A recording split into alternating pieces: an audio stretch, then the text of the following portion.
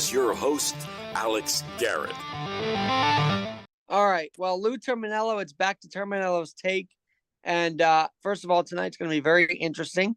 First game as Mets Radio 880. Aren't you interested to know how Howie's going to address that? Will they address that change at all or no? I doubt it. And Alex, thank you for having me back. But I doubt it. I mean, I already was listening since the announcement was made when they were talking about the switch over. When they went to commercial breaks, Howie did not identify it as the WCBS radio network for the last 10 days. It's the Odyssey Radio Mets network. So I don't think he'll change it tonight with the new call letters, which I think are HSQ. Yep. So, it's been a burden on my heart that this has gone to the dustbin. Oh, me too, Alex. I agree. I was a WCBS 880 listener. I agree. It's just another tradition that has been. But guess what? Whenever you post a show with me, you get on Odyssey anyway. So it kind of, we can carry the torch, if you will, in that regard. So I'm excited that we are on Odyssey together through these Terminello Takes. I'm not sure if you were aware of that or not. I guess I was aware of that, but now that you brought my attention to it, I'm thinking about it again. So that's good. We like that. It is a good thing. It is a good thing. All right. The other thing about tonight, Judge has 1,000 hits. That's great. And the Mets are in Arizona for a big series. People probably don't realize how big of a deal this is because, Arizona's hot again. But Lou, in Somerset tonight, an Italian Heritage Night, Anthony Rizzo's making a rehab start. What a perfect timing for Anthony Rizzo. You've told me really Italian Heritage Night at Somerset. Yeah, and he's going to be there. And you've told me time and time again he has a bakery or something like that down in New Jersey. Tell us more about that. Well, Lyndhurst Bakery in Lyndhurst, New Jersey. Anthony Rizzo is related to the owners of Lyndhurst Bakery. And they have great, obviously, Italian pastries, but they also have the best Italian ice anywhere. And Anthony Rizzo has an Italian ice named after him. It's the ones that is half yum yum, which is vanilla, half yum yum, and half chocolate Italian ice. It's called the Anthony Rizzo. So if you go in there and ask for an Anthony Rizzo, you'll get half a chocolate, half a yum yum, and it's delicious. I think they got to go do that before the game tonight if they're going out to Somerset. But how funny is that? Anthony Rizzo coming back to do some rehab starts, played in Portland with the Patriots, comes back in the first game home. It is Italian Heritage Night. Isn't baseball and life funny like that? It really is. It really is how sometimes these things sync up. And the Yankees need him. The Yankees need him to get his hitting eye back, as they approach the playoffs. Because, Alex, I think the playoff teams are set in each league. We talked about that a couple of weeks ago. I think the only thing that, unless somebody just takes a huge nosedive, I think really the only thing that will be playing for the rest of the year are playoff seedings. I think in the AL, the Yankees, Baltimore, Houston. I know Seattle's only 3.5 games out, and Houston's still banged up, but I think they'll get there. And Kansas City, Cleveland, Minnesota in the Central. It just depends on where they're going to end up. That was a big doubleheader win by Kansas City yesterday. No, yeah, let's talk about that because I actually feel like the Yankees, Orioles, it seems to be hammering itself out now. The Yankees have a 2-game lead, and they may not look back. I don't want to jinx anything, but they look stronger than the Orioles right now, which is we didn't know if that was going to be possible in July, but here we are, 2 games up. The Yankees are 2 games up against the Orioles. But the Central, 1 game out for Kansas City.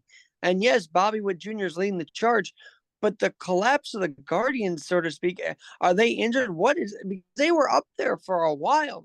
Yeah, but the lead was never insurmountable. They're good. They're not great. Like a lot of teams in Major League Baseball nowadays, they go through scoring droughts. The thing with Kansas City, it's remarkable. They were 50 games under 500 last year, 56 and 106. And they are led by baseball's next superstar, Bobby Witt Jr. I mean, the guy's batting 347, 27 home runs, 96 RBIs, a 400 on base percentage. He already has 182 hits. 182 hits. That's remarkable. And he's added 27 stolen bases, and he plays a brilliant shortstop.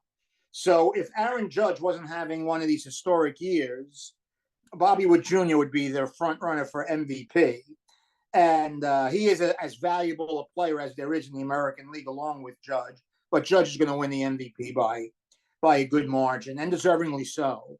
The Royals also have a guy who has been, I don't want to say Mr. Royal, but he's close to it in catcher, Salvatore Perez. He's been with them since they went to the World Series back-to-back, winning it in 15. Having a great year, 25 home runs, 94 RBIs, 282 batting average. I think he's a career that is vastly underrated. I mean, this guy is a star, and this guy is more than a borderline Hall of Fame candidate. I mean, he's the heart and soul, the guts of the Royals, yes, along with Bobby Witt Jr., but Salvatore Perez is the leader of that team, and all these young guys can look at. Well, he has experience. Look, he won the World Series. I mean, he's been on both sides of that coin. He won the World Series a year after losing. I mean, the guy has led the team through so much, and I'm sure. Now, has he announced his retirement? Have we heard that yet? I have not heard that yet. I mean, I would doubt it. Having the year that he's having this year, he's going to drive in over 100 runs. The Royals are ahead of schedule. I think they thought if they went from 56 wins to 71, they would have been happy, but they're already at 74. And, they with Cole Reagans and Seth Lugo's done a great job. That was a great free agent pickup for the Royals. So they're ahead of schedule, just like the Orioles were 2 years ago. And, or last year when they won 101 games. So right. It's going to be an interesting September, but I just think it's for seeding. I think in both leagues we have the playoff teams. Yeah, I know the Mets are only 3 out, but they have a very tough schedule. They got a couple of series with the Phillies. They have to play, even though the Red Sox are heading south and have no chance for the playoffs, they do have to play a Red Sox team, and that won't be easy. They got a couple of series with the Braves. They have to finish up at Milwaukee, but Milwaukee by that time they're up by 10 games, so they should have everything locked up. I think the Mets are done. They have a big series tonight. Yeah, they got to win 2 out of 3. They almost did something fantastic by beating the Padres 3 out of 4, and unfortunately they couldn't hold on to that 2-0 eighth inning lead. But really, the Mets' problem the last month, and they've been okay. I mean, they haven't collapsed or anything, but the guys that were hitting at a great rate when they were on that great push, Lindor's still hitting, but Martinez has come back to earth. He has not been the hitter he was during that streak. Alvarez hasn't. Nimmo has had a terrible second half of the year post All-Star break after having a great first half year. It looked like he was going to drive in over 100 runs, and so that's really set them back. But that's where they are. I mean, they're still in it. They're 3 out behind Atlanta. I just think when the season ends, we have the all the playoff teams, I think, are set. Like I said, we just have to look at seeding. That's what they'll be playing for in September. And the Philly, the other thing about these shaky teams, I mean, I noted to you this morning, man, nobody's over 80 wins yet. Everybody's sort of in that 77 to 78, 77, 79 win plateau. It's very strange because you would think in August, all these teams would be up, but those shaky kind of stretches here are going to show themselves in the postseason. It's one way or form or another, right? Oh, no, you're correct. And just about every team that is in a playoff position has had a down stretch. The Yankees, the Phillies, the Orioles are going through it now. The Indians, Minnesota, Cleveland lost like 9 out of 10, a couple of weeks ago. So everybody's gone through. Atlanta has it. Remember, the Atlanta was 10 games up on the Mets, and the Mets actually passed them for a while. So, Seattle, and Seattle has the best starting pitching in the major leagues, but they don't score enough. And that's why they're 3.5 games out, and they blew that 10-game lead that they had over the Astros. And the Astros, you got to give them credit. Yes, they have the experience. They've gone through the championship challenges, but they've had so many injuries to their pitching staff. And Kyle Tucker is still out. They don't know if he's going to come back before the end of the regular season. He's a terrific player. Again, he's underrated, in my opinion. But if Houston's healthy, they'll be a problem for whoever plays them in the American League. But as we said a couple of weeks ago, right now, the race for the World Series is wide open.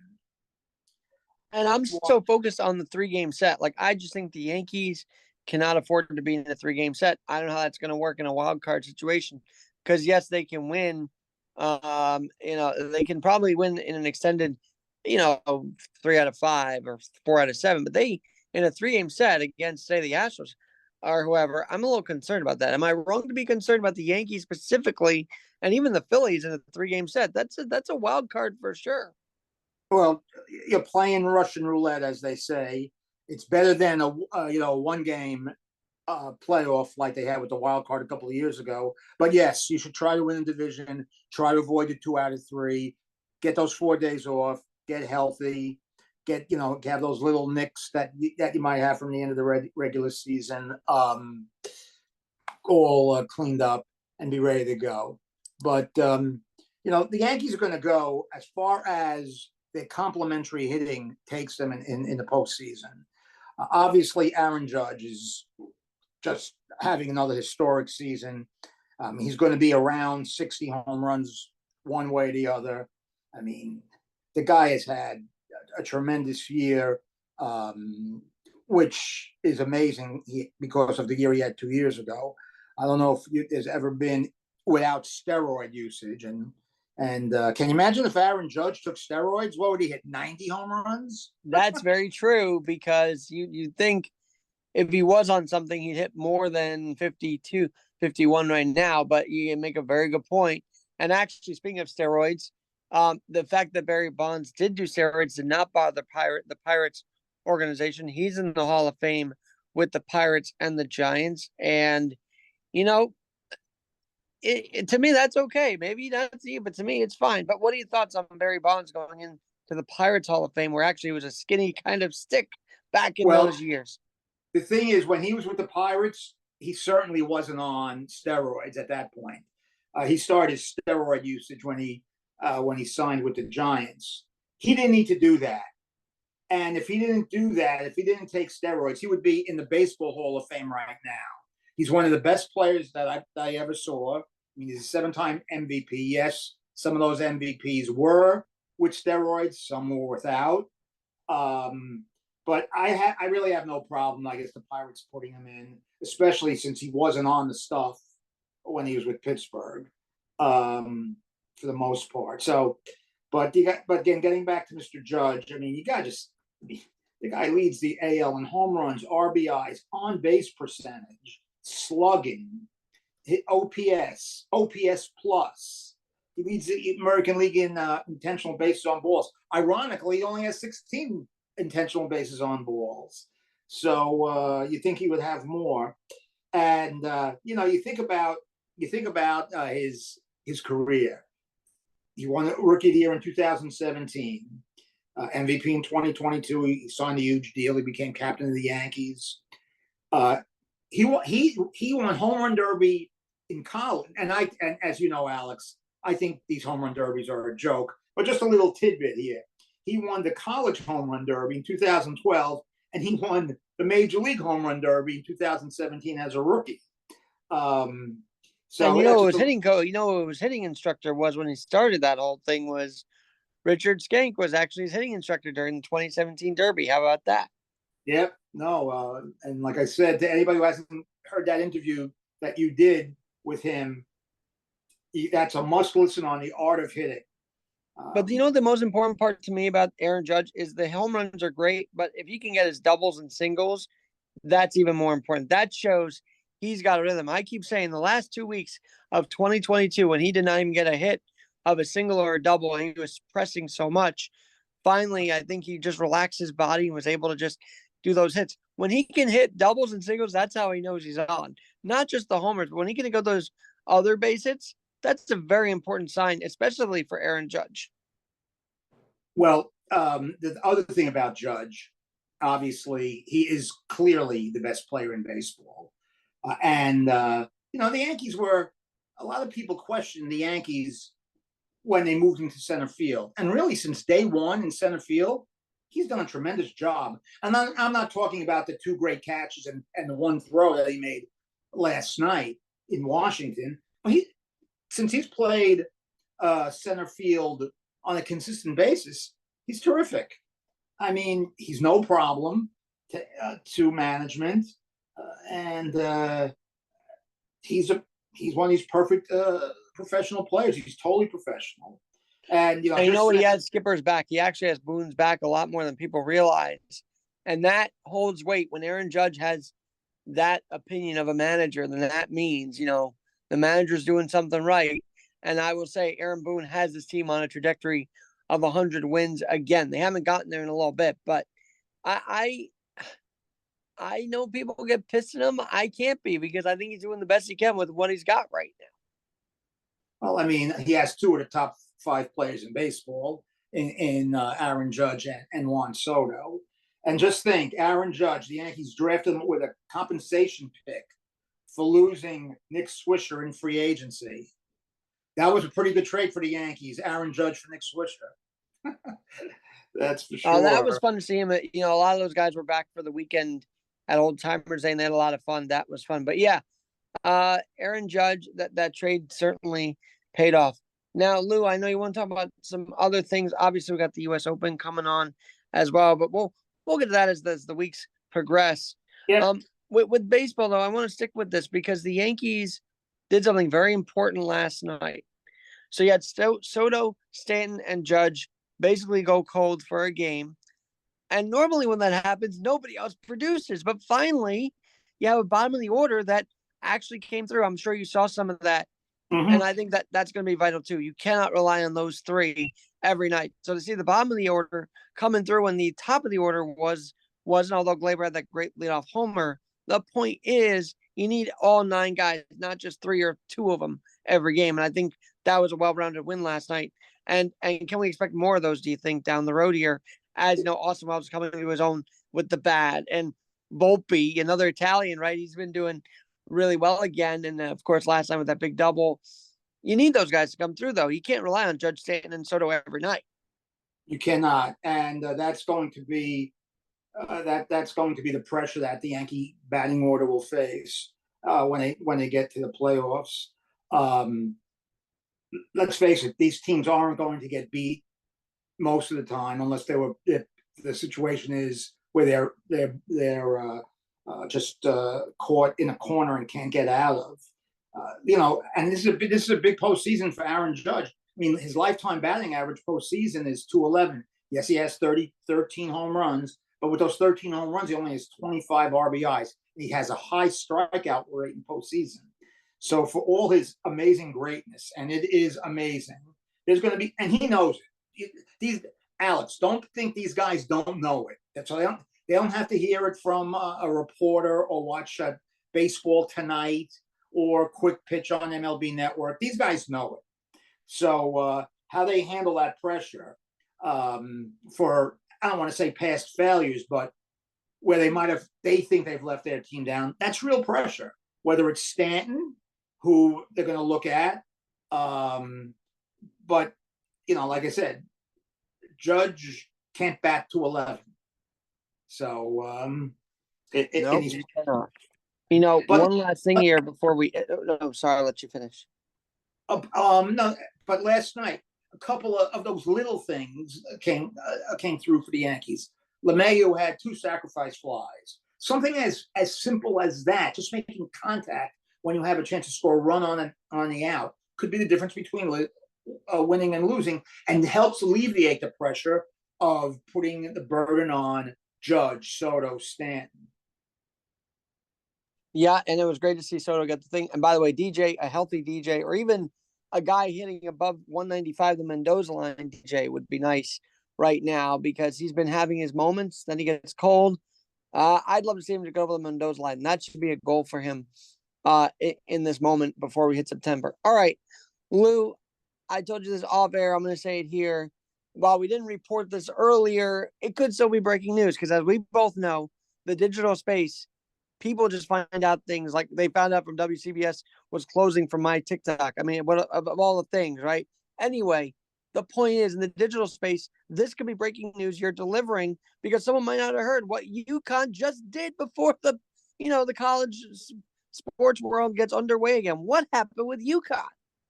Well, I was talking to somebody last week very close to the UConn Big 12 situation, and UConn has agreed to come to the Big 12. They agreed with the Big 12 management team, Commissioner Brett Yormark, and the Big 12 conference administration to join the Big 12 in all sports.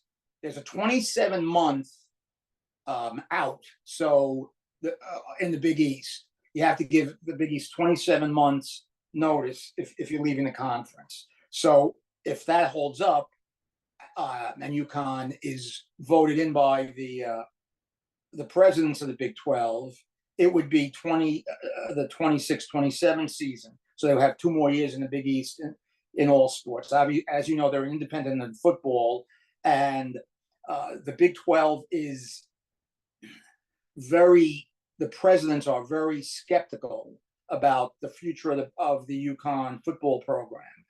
So what UConn has proposed, we won't join until 2031 in football, giving them 6 or 7 years. Basically their own probationary period, right? Well, again, what the Big 12 presidents are afraid that they're not going to be competitive if they join right away. And they're not going to get the media money right away. Neither is the basketball program. But what they're trying to do, what the Big 12 is trying to do, and I know that the commissioner, Yormark, thinks that basketball is undervalued, and the Big 12 being a strong basketball conference, he believes they can almost have their own separate media rights deal when the new media rights deal ends in 2031. So they can have a basketball media rights deal, and they can have a football media rights deal. And I think that's something that can happen. And remember, you're not only going to take the great men's basketball program in, you're going to take the great women's basketball program in. So that would be a bonus for the Big 12. Obviously, the Big 12 presidents say, well, UConn is in Connecticut. We have schools in Arizona and in Utah and in Kansas. That adds to the travel expenses for all these athletic programs. So we'll see. Now I know that six. So is this official? Is this a sort of an official thing, Lou? Like, when the Big East, when the college basketball world starts, Danny Hurl will be coaching in the Big 12. Is this official, or is this what? Where are we with it now? Here's where we are with it. They met yesterday.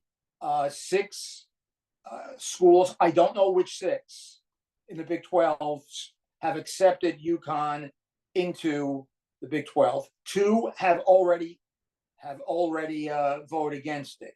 They need 12 out of the 16 Big 12 presidents to give them a yay. So they need 6 more. 8 schools did not vote yesterday. So while I don't know if this is going to happen in the next week, last week I heard it was going to happen in 2-3 weeks. or they're going to slow it down. But the only thing that can hold Connecticut from joining the Big 12 is if the presidents, who are very skeptical, vote against it. They need 5 negative votes, and right now they have 6 positives, 2 negative, and 8 are still undeciding. Well, this is very much a developing story, and I'm glad we're ahead of it in the end of summer here, because imagine we weren't, and all of a sudden the UConn's in the Big 12, and everybody be like, well, we didn't hear about that. Well, now you did. Now that you hear, there's a possibility of UConn during the Big 12, thanks to who else? Lou Terminello. Terminello's take. Lou, I hope you get to Somerset and take an Italian Heritage Night and watch Rizzo. I know you're a Met fan, but come on, make the drive tonight, Louie. I would like to drive to Lyndhurst and get some Italian ice. A nice big cup of chocolate Italian ice. It's fantastic, Alex. They have great Italian ice. Well, I will take up on that. Maybe we'll go together and do a live show from there. That would be kind of cool. That's great. Yeah. Lou Terminello's take once again. Thanks for breaking some news with us and for giving us your take on Mr. 1000, Aaron Judge, 1000th hit in about 8-year span. That feels like a fast pace, right, Lou? Well, it comes out to about, and again, we'll say, and let's give him 7 years, because that COVID year of 60 games, it wasn't really a full year. So that's 143, 145 hits a year. Obviously, he gets pitched around a lot. That's pretty good. He's not going to get 3,000 hits unless he plays until he's 45, and he's effective until he's 45. But he's a slugger. He's a run producer. You can't ask for a better run producer than Aaron Judge. I mean, I don't know if he's going to win the MVP unanimously, because there might be 1 or 2 votes, especially from the AL Central, that might give Bobby Witt Jr. a vote. But that doesn't matter. The guy's the best player in baseball, and he's the best player in baseball by a pretty good margin. Yes, Shohei Ohtani has the opportunity to achieve 50 home runs and 50 steals, and he leads the National League in home runs. He was leading the National League in RBIs up until last night when Osuna passed him, but he could still lead there. He has a .379 on-base percentage. He has 100 runs scored. Judge has 104 runs scored. I mean, this guy might have 135 runs scored by the end of the year. But both of these guys are having tremendous offensive seasons. The difference is Judge plays the field, and he plays the field well. He's an excellent outfielder. Oh, yes. I think him in center is it's a perfect fit for the Yankees. And also, it's like your captain out there leading the team in center. I love it. I love what he does out there, and it's great. Hey, one last thing. Well, 2 things really before we sign out. First, there's some breaking news here with you, Lou. Naomi Osaka beating 10th-ranked Ostapenko today in straight sets. So Naomi Osaka moving on at the U.S. Open. I love to see that. She's a success story in her own right. And then, of course, so you have that. And then last night, Danny Jansen becoming a first in baseball, playing for the same 2 different teams in the same game. What a year! I actually was watching that yesterday afternoon. It was really, I mean, it's weird, but obviously, I don't know how big a deal it is. But when they suspended the game, Danny Jansen was at bat for Toronto, and he took a strike, or he fouled it off. He had an 0-1 count. So then they called the game. They suspended the game. That was back in May. So then he gets traded.